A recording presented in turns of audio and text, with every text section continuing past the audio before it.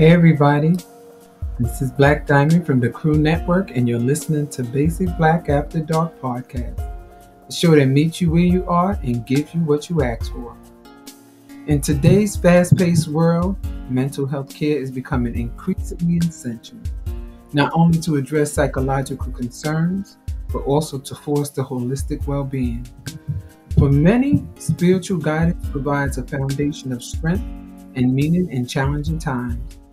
Integrating mental health principles with spiritual insights, a doctrine in divinity brings a unique perspective that brings faith in psychology.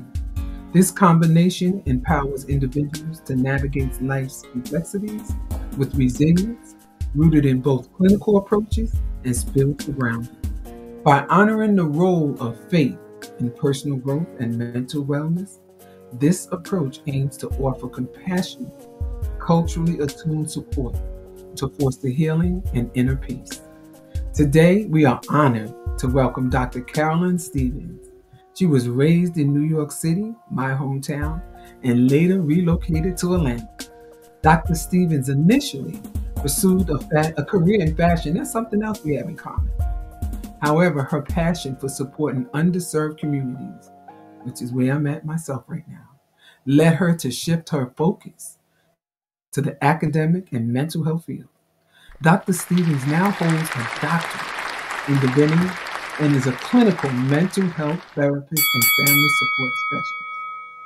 As the CEO of Black House Collaborations Incorporated and founder of I Am Black Women, she champions cultural diversity and empowerment for African American women. Her work is an inspiring example of leadership, resilience, and dedication to the community. Please welcome Dr. Stevens to Basic Black After Dark.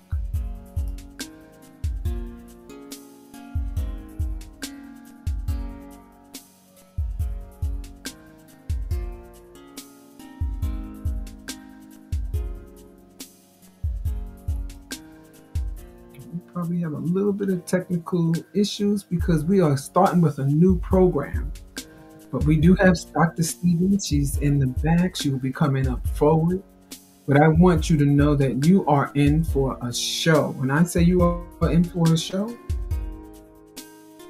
you are in for a show. Not only are you in for a show, see, when I have bonus people, not to say there's anything wrong with the people that I normally have, but when you can get somebody like Dr. Stevens to come in and to chop it up with us and talk about, oh gosh, we're just going to be sitting there talking.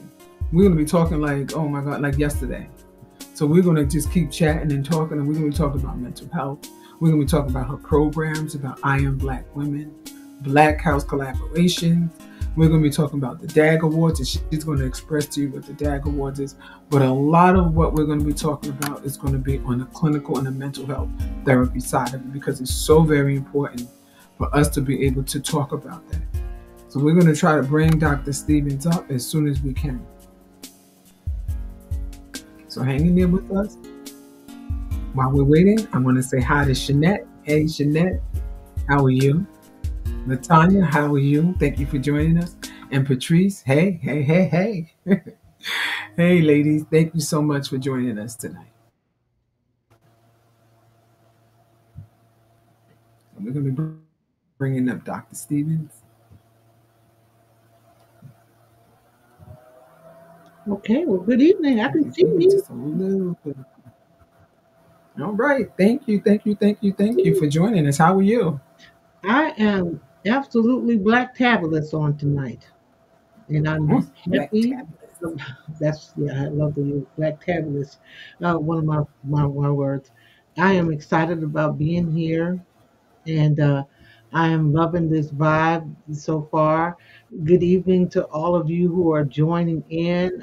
I see some familiar people that I know and some people I love. I see my armor bearer, Suna Jackson. I see um, some of the DAG authors, Natalie and Patrice, and some other people. I see Rashana. So I'm really vibed about being here tonight, being with being with you and being with everybody. So, welcome to everybody who's coming in, and those of you who may watch the replay. Good evening to you I all. hope they do. They missed it tonight. I'm telling you, you're gonna miss something awesome tonight because we got a lot to talk about. One we're gonna start with is with Dr. Stevens. I just want to let you know that I was reading your bio, and we have a lot of things in common now. I see you from New York as well as I am. I'm from the I see BK. that you I'm from the see. I'm from BK, girl. Queens, so I'm from Queens, so you know what that means, right? I know what that means. See, you got to be from New York to understand what that means when you say you're from the BK and when you say you're from Queens. We didn't battle. We just know that that was just gossip that people was talking about. They didn't have nothing better to do back No, then, we didn't but battle. they wanted We to didn't battle. be like, we ain't Mm-mm. battle. But I see you went into fashion, which is something I did too. I went into fashion and I get the other way and went someplace else. Wow. But that Wow. happens. Yeah, Okay. I went to fashion as well. My thing was boots. I wanted the boots, the designer boots, and I wanted to design them myself. And that was at the time the Mayor School of Fashion. That's the one that I went to. Okay. Okay. Yeah, Uh, I just I told my so graduated that's from how long. high school of art and design, and then I went to FIT. Mm.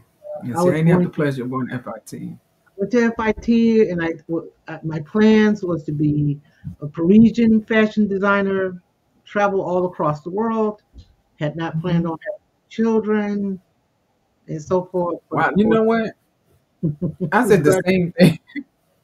I said the same thing. My kids would look at me and say, "Ma, you didn't want us." I said, "That's not what I'm saying. I'm saying is that at that age in that time, I didn't want any children at that time because I wanted to stay focused on what I Exactly. needed to do. Yes, eventually I may have wanted them, but my shift had geared because I left fashion and when I graduated, I wanted to be an international judge. So I wanted to go to Howard, but Ooh, life happened. Life but happened and things that happened, happened. and here I am now. But I'm going to stay off of me because people probably know enough about me. They're probably sick of me too. Because sometimes I get sick of myself hearing the same story over and over in my head.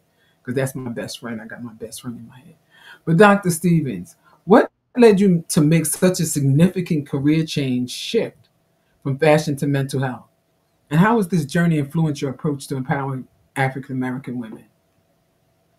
Oh wow. Well, first and foremost, my journey started out with, of course, me embarking upon a career in fashion design. While I was in school, when I went to school, a part of my education in fashion design, I went to school here in Atlanta. And while I was in college, Miss Black, I made a profound discovery while living on campus, and that was that I had to eat. Yeah, I was on I was on campus, and I discovered that I had to eat, and I wanted to eat something else other than ramen noodles. So I said, "Well, I need a job," and I tried to find something kind of quick. I always loved working with children, so I went and worked in a daycare. While working in the daycare, I discovered something about myself that people like talking to me, and I like talking to them. I like listening to them. This was teachers, administrators, and children. And I worked in mostly daycares that were in the underserved population. And then I began to notice that our people had needs and that they needed to be listened to and they needed opportunities to talk. And so that's what made me shift gears and decide to go into mental health. So that was the beginning of my mental health and wellness journey, to embark upon a career in psychology.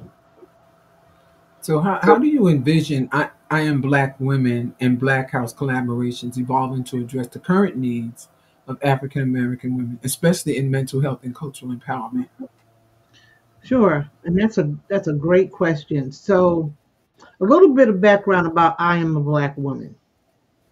Uh, I am a black woman was a concept in my head because at this point I had been doing therapy for about 5 years. Mhm. 98% of my clientele were African American women who had two or more diagnoses, or they have Oh, what we wow. call duo diagnoses. Dual diagnoses. Mm-hmm.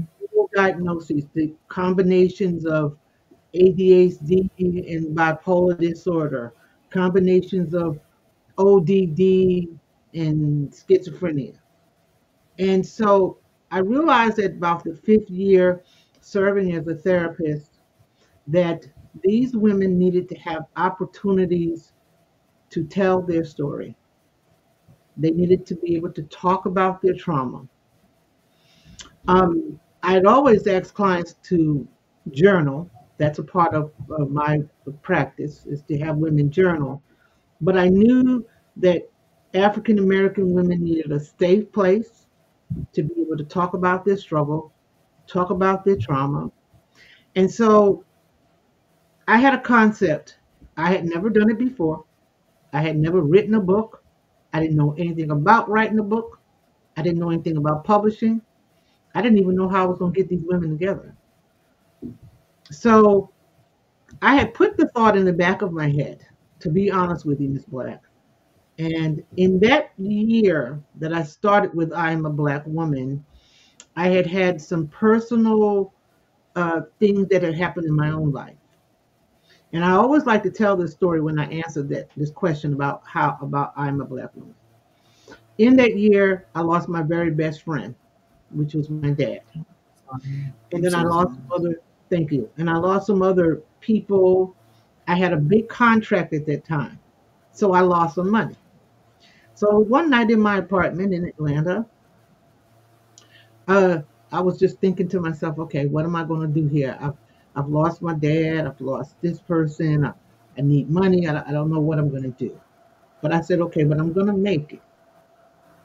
And so I stepped into the shower, Miss Black, and I began to cry. I didn't even know why I was crying. I just knew that I had all of these disparities coming at me at one time.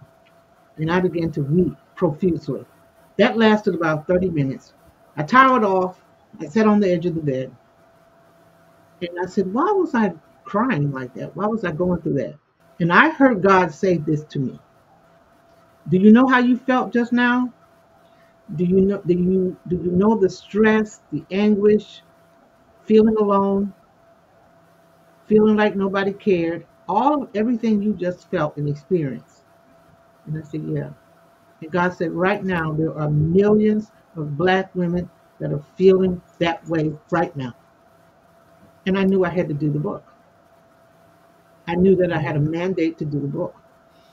And so, long story short, I met 13 African American women from all across the country. People ask me, how did I meet them? The answer is, I don't know.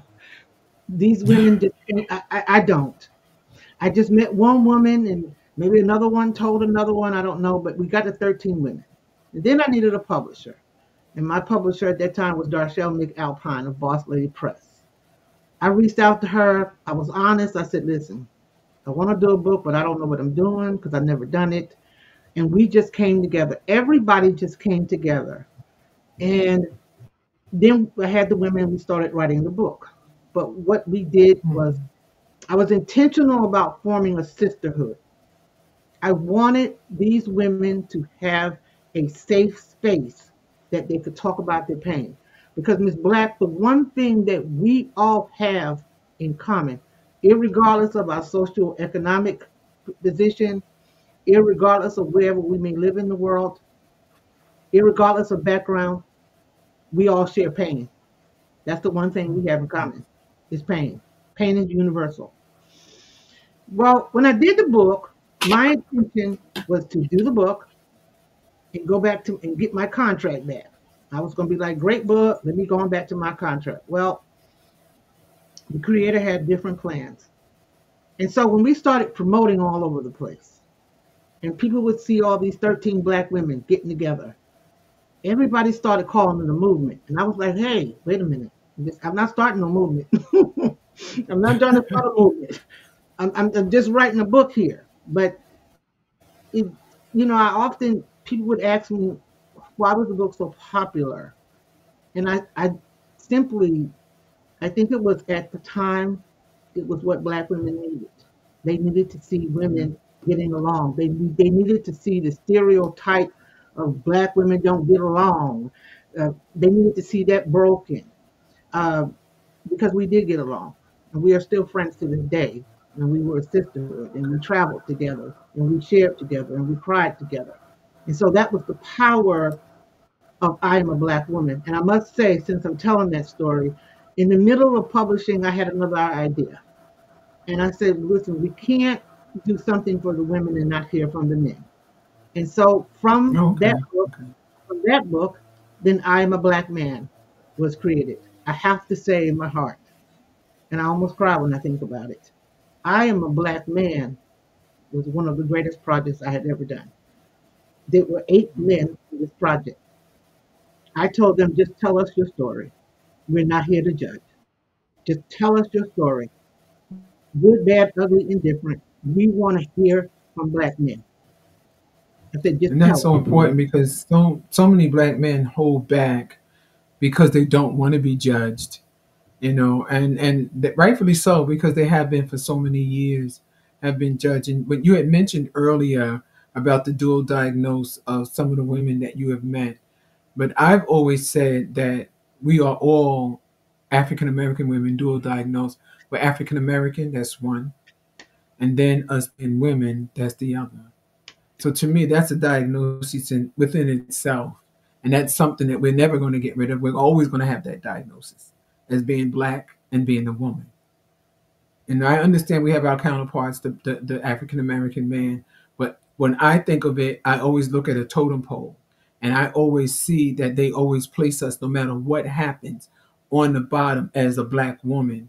That's where they put us. You look at the other cultures, and they'll stack them all up above us. Even women stacked above us. Even our black men are stacked above us. Now I don't mind walking along with my black man, but when you look at that totem pole, we're on the bottom, and that's where they want to keep us. But they have no idea how powerful and strong we are. And the thing that I say is that we're on the bottom, but we're holding everybody else up. That's how strong we are. So I don't And mind you being there have said that because right. we're holding everybody else up. And So I'm good. I'd like for us to really kind of piggyback on that, because um, that's our strength, Hmm. but also sometimes it's our weakness, uh, Yeah, because we're holding everybody up. yeah. We're holding everybody And up. who's holding us up? Now Who's holding us up? that's exactly right. And Yeah. we have become very accustomed to holding everybody up. Hmm. We've Yeah. become very We accustomed. have, that was something that's innate. And I was talking to a guest the other day, and when I had to go back to slavery, I said, because it goes all the way back there. And I'm not going to keep taking my shows and going back to, because people know our history. Some people don't want to accept it, but that's a part of our history, and that's not something that we can just get rid of. And that's not something that I take lightly. So, Dr. Stevens, with your experience as a clinical mental health therapist and family support specialist, could you share some of the most common challenges families face today? Sure.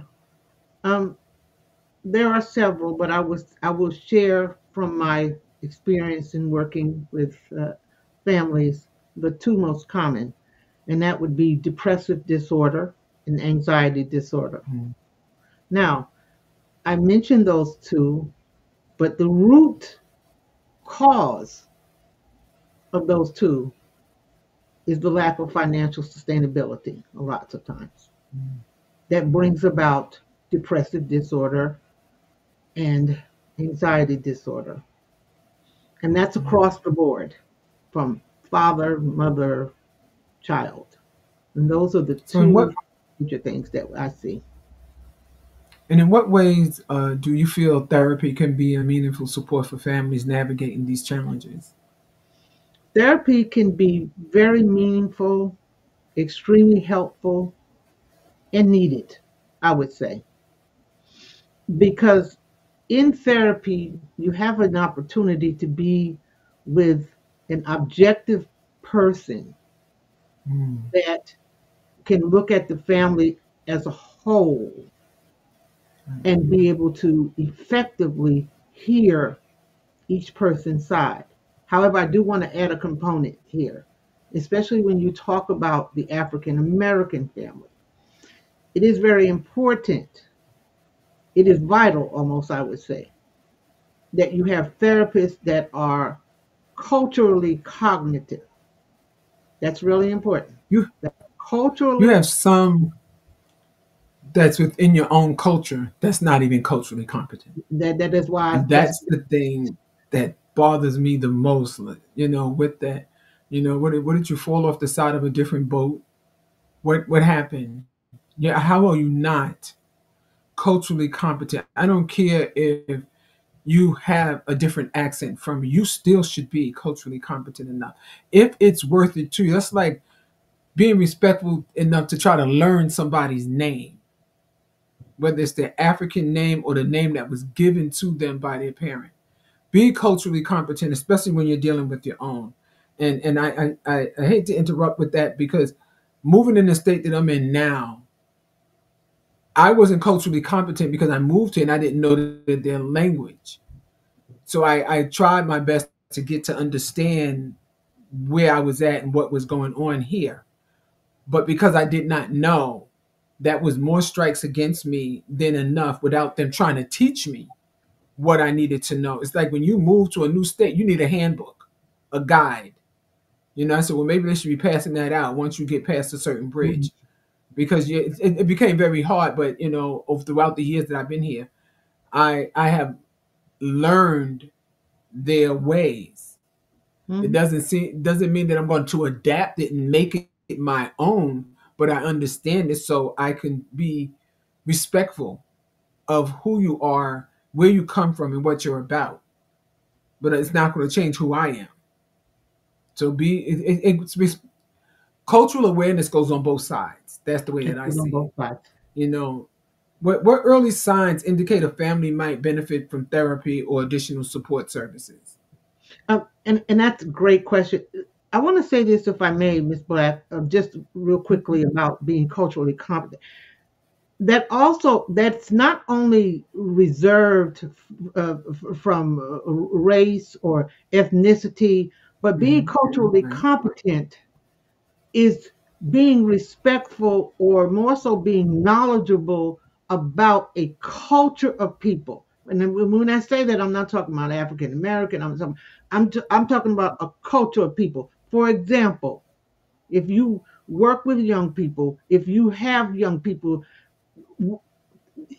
being a young person, that is a culture in itself.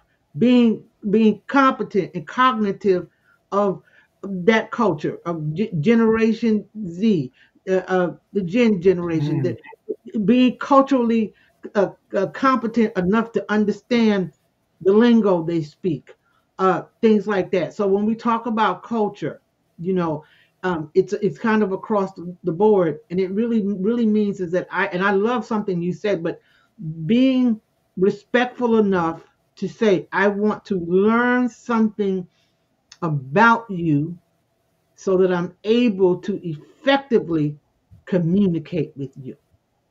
That's really Exactly. what that says.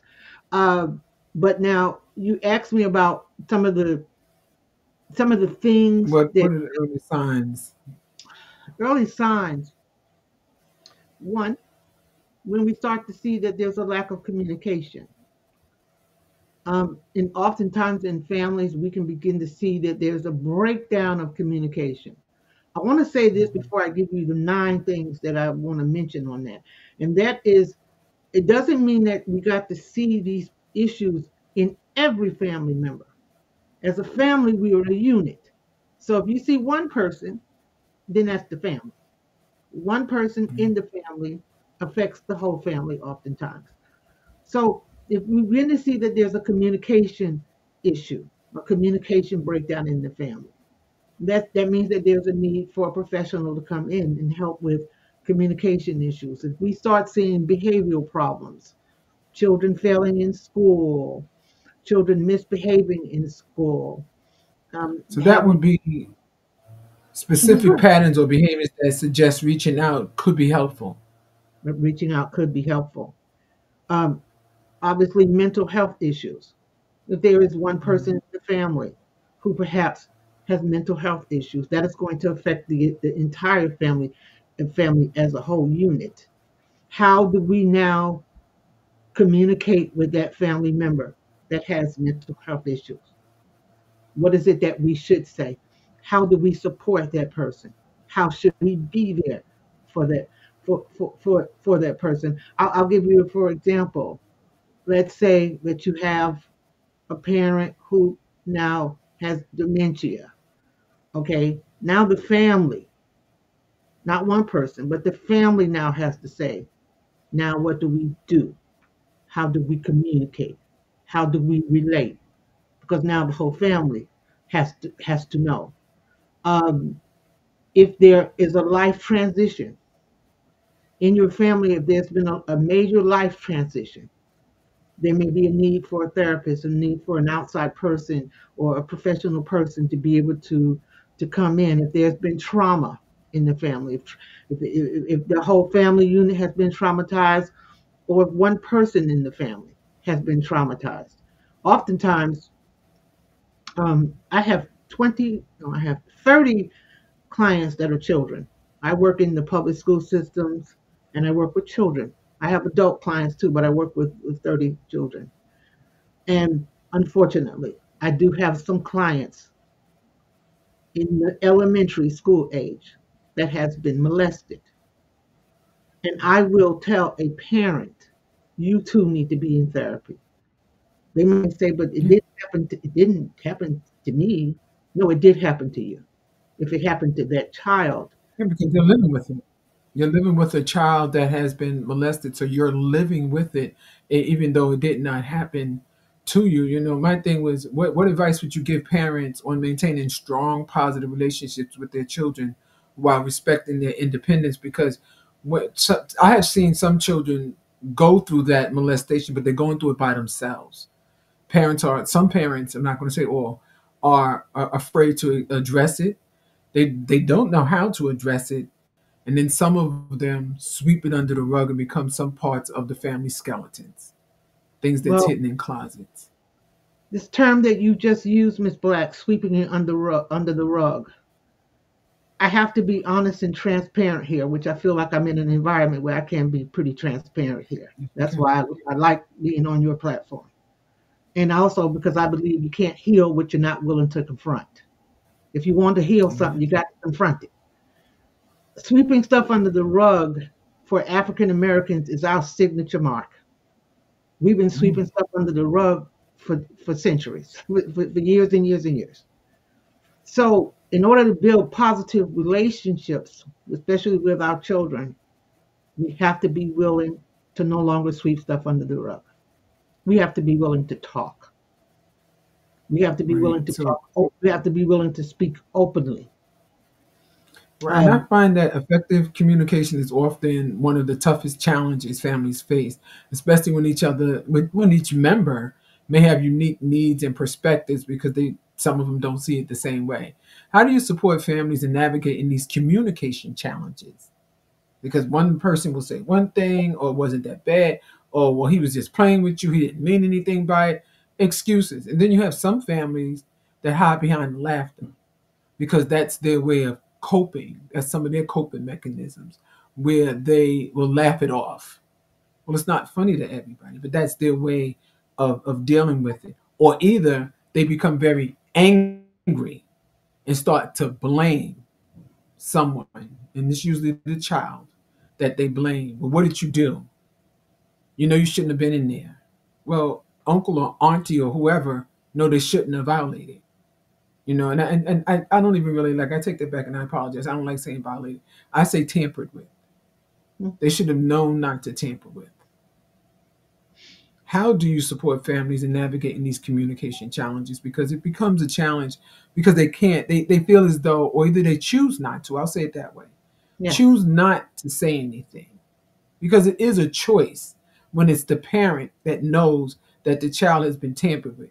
They choose not to communicate. They choose not to say anything. They keep it as a family secret that develops over and over and over again. And then what you find is that it's happened to another person in that family. Ah, now you have hit it on So the it's a nail. generational thing. Exactly. And a great majority of the time is Black. If you find that there's the family member who chooses to minimize the trauma or they choose not to discuss it at all, we have found that 8 out of 10 times it's because that family member has dealt with that themselves. They have dealt with that themselves. And so then the molestation becomes passed on. So when I do therapy with a family, I do therapy with the client who at hand may be the child. I do individual therapy and family therapy together, individual and family, individual. Very important. I do that to create a certain amount of safety so that I'm able to hear out what the person has to say, especially a child, because a child will oftentimes communicate with you a bit more freely if their family is not around. And then, of course, if there's a parent, there's a mom, there's a grandma, or what have you, they feel a little bit more freer to say things if a child's not present or another person if they're not present.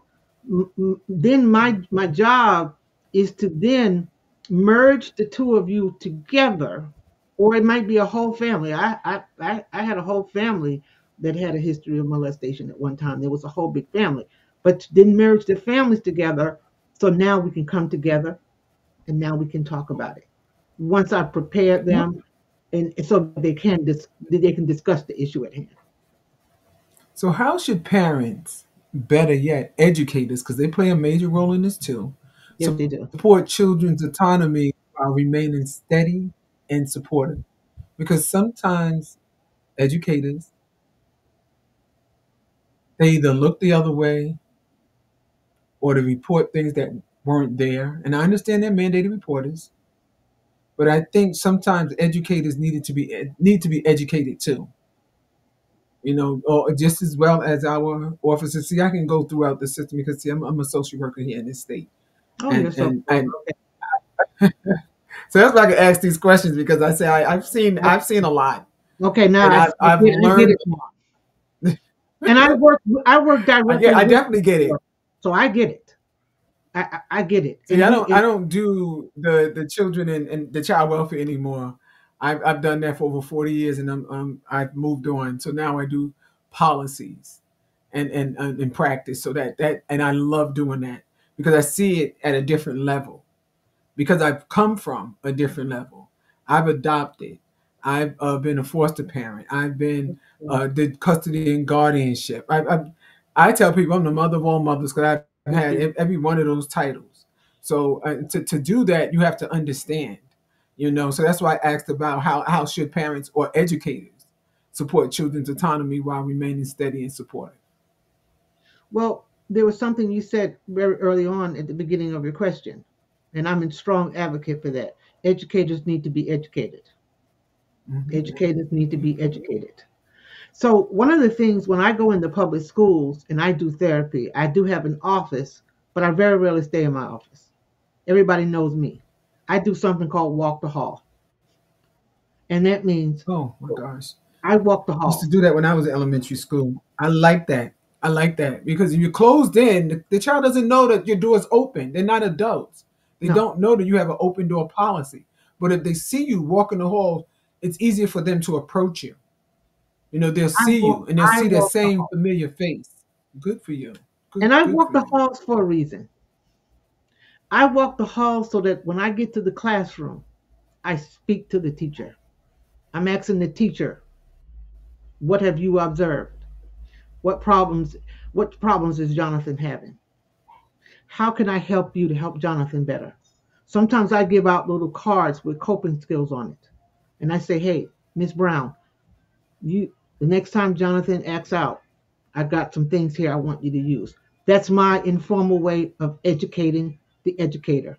And then quite often, listen, the educator themselves needs therapy. The educator themselves dealing with a certain amount of anxiety, having 30, 35 kids in a classroom.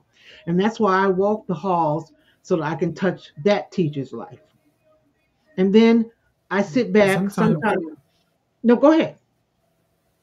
no, I was gonna say sometimes there's those boundaries that you have to create a safe framework for independence, especially when children understand family values and expectations. They feel secure. How should families explore family values while building trust so the children know what to expect? Because when that happens there, we all should be working together. I'm not saying that a family has to go and tell the school or anything what's going on in their home. I'm not one that what happens in the home stays in the home, because that's where a lot of the problems happen at. But I still believe in boundaries, creating a safe framework for independence. You walk the halls and you do engage with the teachers. That's a boundary that I see does create a safe framework for independence for the children and for the teachers. I think the teachers are pretty happy when they see you, because they feel that they have a safe place too, and that you get them and that you see them and that you understand. They are overjoyed when they see me, because when I come out of my office, I'm one of you now. I'm here Hmm. with you. And the biggest thing that we can do for people, this is for everybody that's listening. You don't have to be a degree person, such as myself. You don't have to be an experienced person like Miss Black. This is the thing that we can all do. Show up. Show up. Just show up. Because especially if a child knows, listen, I've had people say, well, you think that children uh, are open to therapy? Miss Black, these kids I have here, when they see me come to the classroom, they tell their friends, I'm going now to therapy. Here's my therapist. I Because believe that families I honestly believe that families should celebrate efforts, not just results. exactly. Because that is very, very important for them to celebrate the effort, even the effort of themselves. They may not get the result right away, but you know as well as I know, it's every reasonable effort which Every counts. reasonable effort. And you know Every something? reasonable effort. I when I talk to parents often, so my initial contact that I make with a parent, um, and I often have parents that say, "Well, I've got this problem, I got this problem, and they have this problem, and I don't know exactly." And I always tell a parent, the fact that you're here talking to me right now, give yourself credit. Give yourself credit Mhm. for the fact that you are open to receive therapy. And I want Yeah, you, yeah. when you get off the phone with me, I want you to sit with your child and celebrate with them that they are open to receiving a therapist. And by the way, Quick question. sure. No, go ahead. Go ahead. And I tell them and I say, and mom, here's something I want you to do for me, or dad, because I have dads too. I want you to tell your child, I'm so proud of you that you're going to be in therapy now, and I want you to know I'm taking the journey with you. Yes. I tell this to every one of my I'm also a coach. I tell this to coaching clients, I tell this to my therapy clients. Thank you for allowing me to take the journey with you. We're taking the journey together. Yes. So every They're not reasonable effort, alone. you're not alone. They're not alone. Yeah. Quick question. The last few years have brought significant changes in mental health awareness and accessibility. How has the landscape of mental health shifted recently? And what changes are you noticing in the way families are approaching therapy? I'm noticing that people are becoming more open to therapy. Therapy is not a bad word anymore. People are more So is open to there a go. greater emphasis? Is there a greater emphasis on family inclusion approaches to therapy where parents and children work together to build emotional intelligence, resilience, and Absolutely. healthy coping strategies? Absolutely. Families are realizing that we all need each other here. It's not just one person in the family that has a mental health issue. We all together need to be a part of this journey. Yeah, the family is living with it. That you can't. say, "Oh, my son has that." He's your son.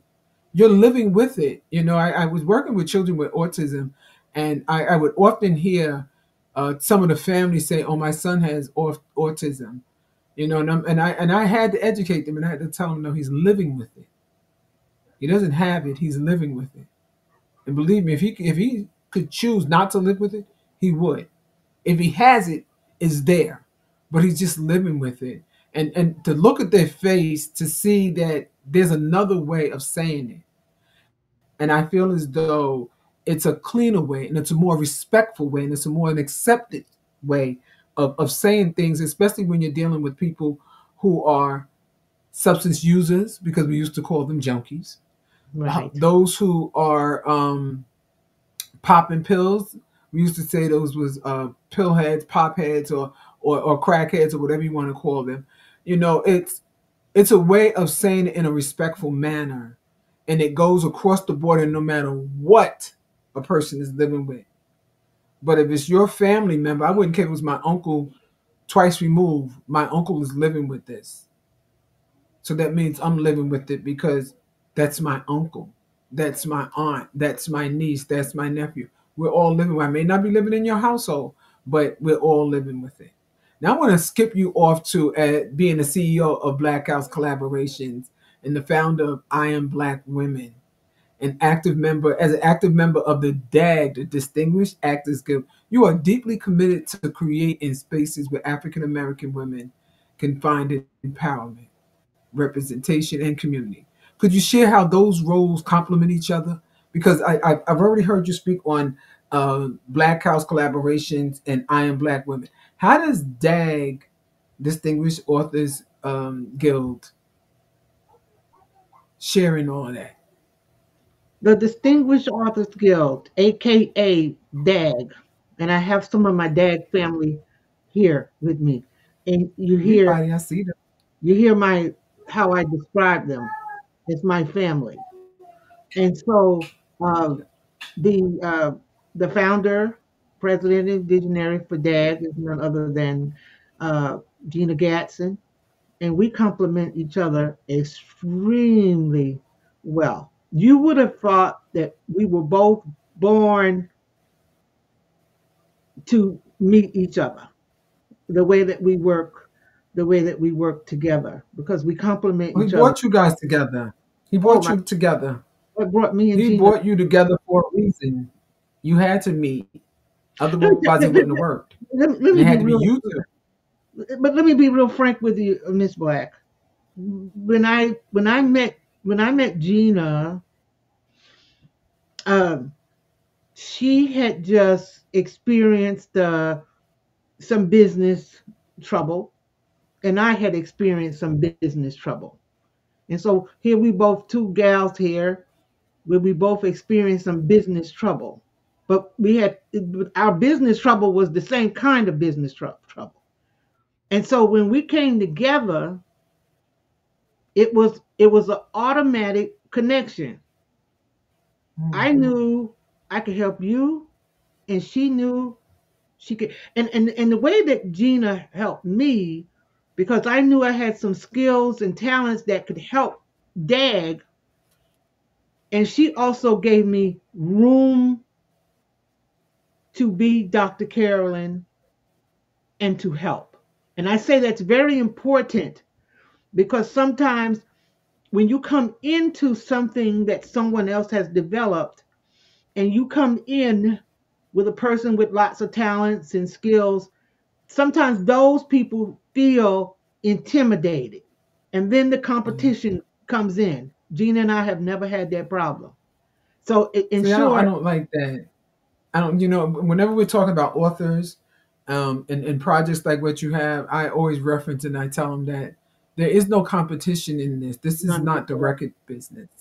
That's where all that competition has been for decades and generations. Exactly. We have a lot of indie authors now, and they are coming together, such as your organization with DAG. So, how does these initiatives amplify one another, and what is your vision for future projects that further advance empowerment, representation for African American women and men, and diverse authors? Well, uh, going back to my creating the Black House collaboration is just exactly what the name says. Is that I created a business where I collaborate with other businesses, other business owners.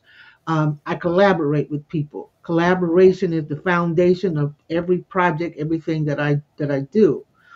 And so, working along with Distinguished Authors Guild, first and foremost, Gina has her company, I have my company. We come together and there's a collaboration, there. We encourage we encourage other collaborative efforts. The strongest part of DAG, which that's my most heartfelt thing about the Distinguished Authors Guild is that we're big on support. We believe in Mm. giving authors support, and we support them. That's why we become family. We support them. We support them and we give them visibility.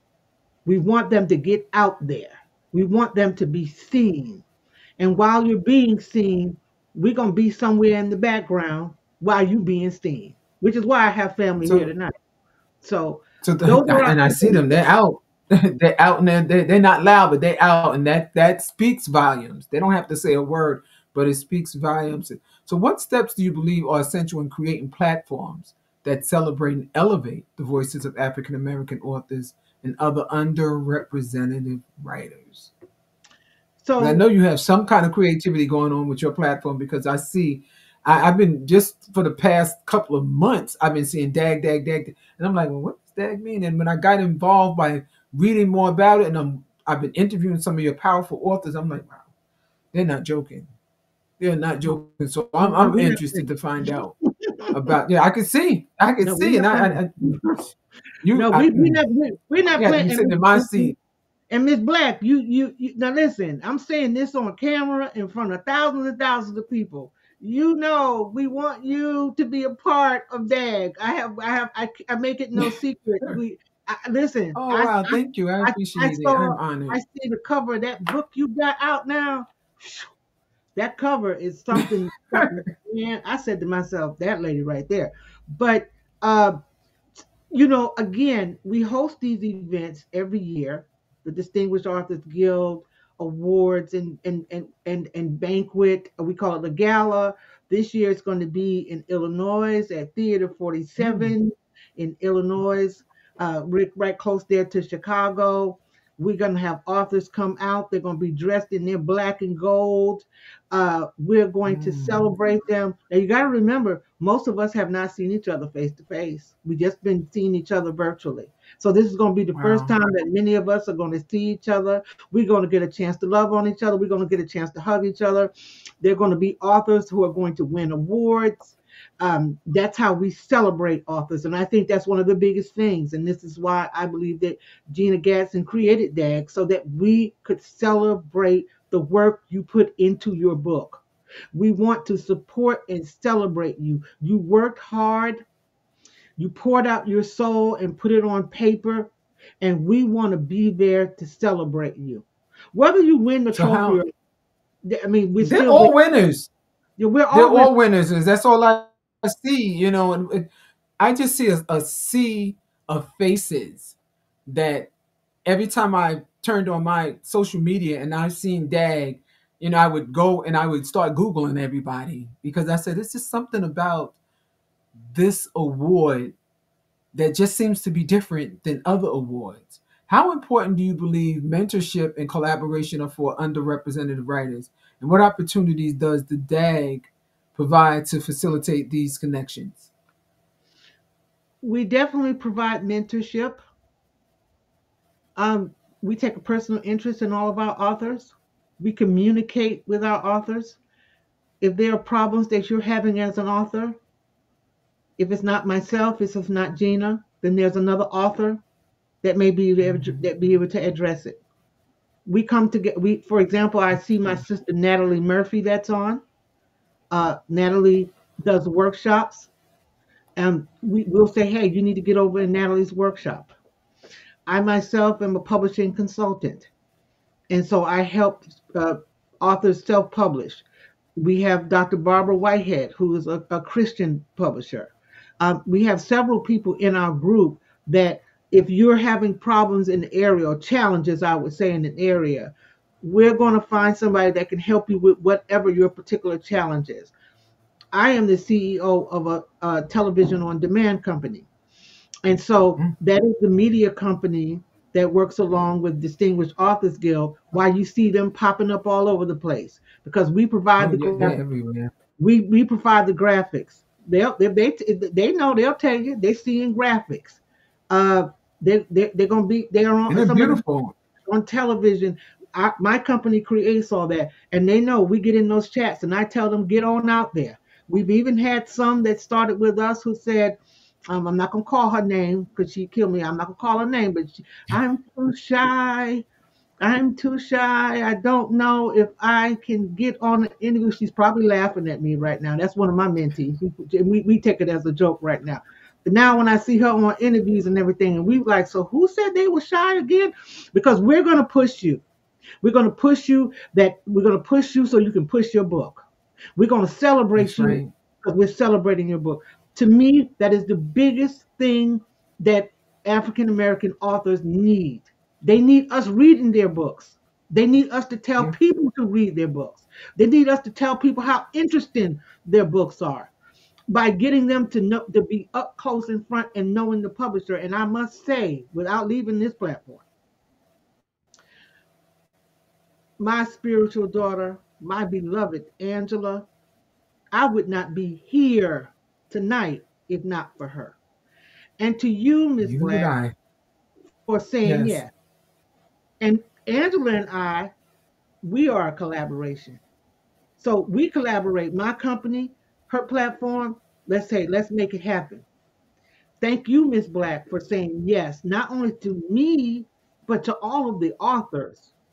Uh, Miss Littlejohn, so many of you that said yes to us and having us on the platform. This is how we support each other. This is what authors need. They need opportunities to have visibility, to be able to talk about their book and talk about who they are, meet the author themselves. And that's what we provide with Distinguished Authors Guild, along with the great celebration. Yes. So for those who are inspired by your work and want to learn more about you, how do they connect with you? And how can our listeners engage with you across your different platforms? Because you just seem to have so many of them. And again, you just gave her a shout out, but yeah, she is our queen of collaborations, Angela. She definitely is. Because That's my I don't heart. even want to go as far as how I started off with her, because I'm almost embarrassed, but I'm going to leave that one alone. But yeah, how can we connect with you? How could listeners connect with you and engage in your different platforms? Sure. Like with the DAG, with the It's very easy to connect with me. I mean, you can go up on Facebook under Carolyn Stevens. You can direct message me. I'm pretty accessible, uh, easy to reach. Uh, so you can connect with me on Facebook. You can go to my website, drcarolynstevens.com. You can reach me on there. I do have a therapeutic social media page under Dr. Carolyn Stevens where people can reach me if you're interested in finding out for you or for a friend about therapeutic services. You can DM me there or on my website. You can go there and reach me. And so those are ways that if you want to get in touch with me, that you're able to reach me. The Distinguished Authors Guild has its own social media page on Facebook. You can type in DAG, DAG 2024, because over the years we've developed different pages. So DAG 2024, you can hop in, you can inbox Gina Gatson, Gadson. How can I be a part? We're accepting new authors right now. So if you want to be a part of what we're doing in 2025, it's gonna be off the chain in 2025. The visibility is going up another notch. We're super excited. The energy is great and fantastic. So you definitely, if you're an author, if you know you're going to be having a book coming out the first of the year, you want to come and be a part of the DAG family. And if you're in the Chicago area, by all means, it's not too late to get your ticket. Go to Eventbrite and look up the DAG event on Eventbrite and come and put your pretty dress on and come and celebrate with us there on November the 10th. We will be there in that place. Well, you heard it here on Basic Black After Dark. Get there, get your tickets, go support, be supportive, get in the know. Because I'm quite sure they're going to be doing a lot of networking that evening. Dr. Carolyn Stevens, we were honored to have you and to have the insightfulness of you. Thank you, Dr. Stevens, for bringing your expertise and warmth to the podcast. Your perspective made for a truly enriching conversation. We're grateful for the wisdom and compassion you shared with our audience. I appreciate it. I'm going to check out DAG a little bit more. I've been already on through your pages and been looking at some of your nominees. And again, congratulations to each and every one of you. I don't know how it works, but I if I can give out a gift to each and every one of you from what I've seen, I would love to give. Join us for an exciting episode of Basic Black After Dark on Friday, November the 15th. We will be welcoming our special guest, Bobby Scretchens. She is the author of Walking on Streets of Gold. She'll be sharing her insights and experiences, and you won't want to miss it. After 8, After Dark.